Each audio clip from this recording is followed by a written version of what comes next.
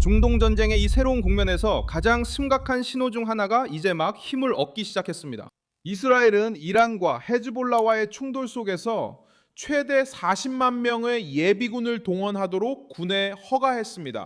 이 수치는 주목할 만하지만 결정적 세부 사항이 있습니다. 군 자체에서도 이 숫자가 전장 상황에 따라 유연성을 주기 위해 만들어진 비상한도라고 밝혔습니다.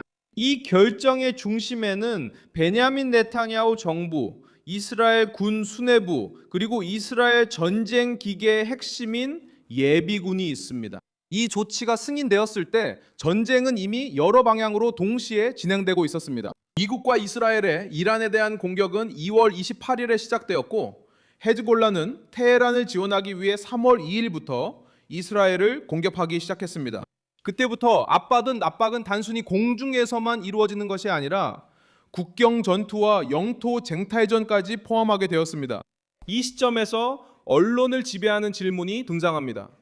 이 동원이 이란 침공을 의미하는 것일까요? 지금까지 실제로 지상군이 움직인 것은 이란 영토보다는 레바논과 더 관련이 있습니다. 이스라엘은 리타니 강까지 남부 레바논의 일부 지역을 점령해 안전지대로 삼겠다고 발표했습니다.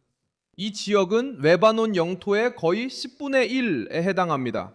AP통신은 이미 이 작전을 침공이라고 부르기 시작했다고 전했습니다. 수천 명의 이스라엘 군인들이 국경을 넘었기 때문입니다.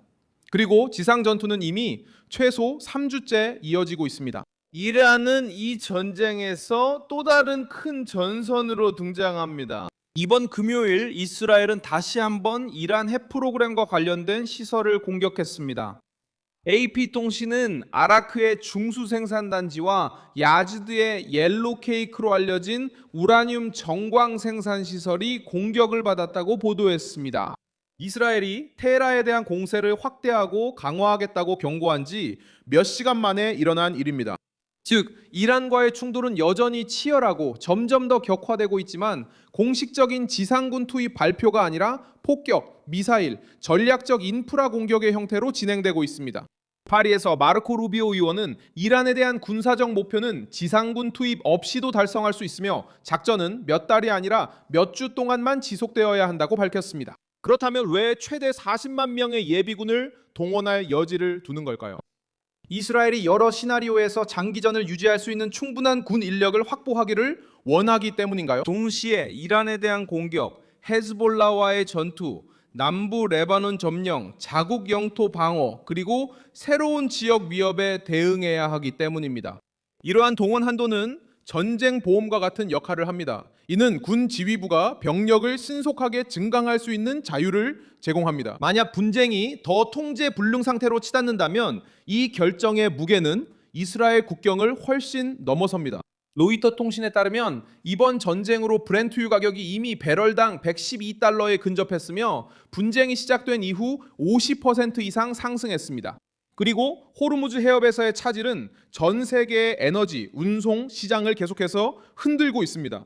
그래서 이번 동원이 그토록 두려운 것입니다. 이 문제는 군사적일 뿐 아니라 위기 해결이 아직 멀었다는 경고이기도 합니다.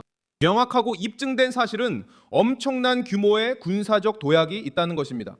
최대 40만 명의 예비군 동원 허가가 내려졌습니다. 국제 언론에서도 이미 인정한 남부 레바논에 대한 침공과 이란 목표물을 겨냥한 점점 더 공격적인 공습이 이어지고 있습니다.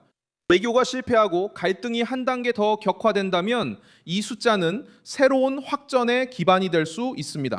하지만 지금까지 알려진 사실에 따르면 이스라엘은 모든 시나리오에 대비하고 있습니다.